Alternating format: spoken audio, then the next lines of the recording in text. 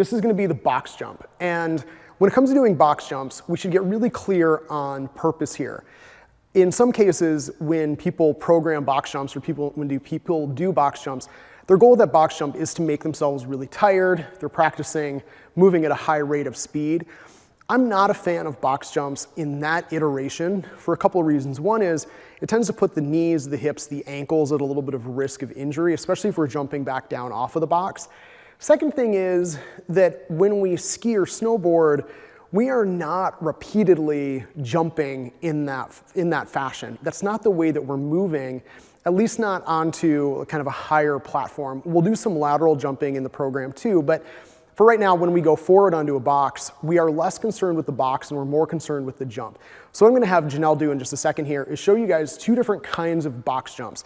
And you'll note that we're not even going onto a box. We've got a pair of 45-pound plates stacked. This is probably about 7.5 or 8 inches worth of height.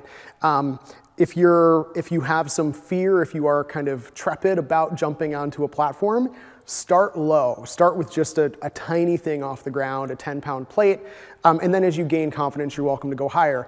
We've also got a 16-inch box out, but there's no expectation of going there. Again, we don't care about the box as much as we care about the jump itself. So what I'm going to have Janelle first do is a jump where she is really focused on the jump, which means that she is pushing violently off of the ground. And what we should see is that her hip is fully extending, that she is getting as tall and as long as she can while she's in the air.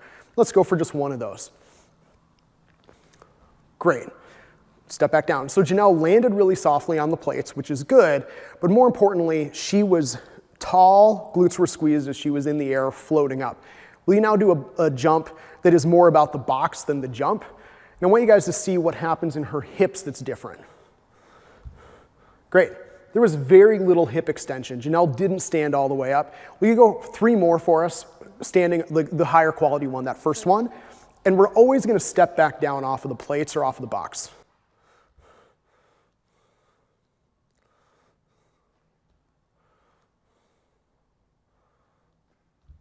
Great. And that third one, Janelle was a little bit short on her hip extension, on her knee extension. We can always work on getting taller and floating higher, and that's really the goal with the box jump. So we're going to add another plate here, and we're going to take a look at that one more time. So we've scaled the challenge for Janelle here. We've added a third plate. We're now at about a 12 or a 13-inch platform. And the reason why I'm showing you guys this is 2 things. One, I want you to know that I don't care how high you go with your box jumps.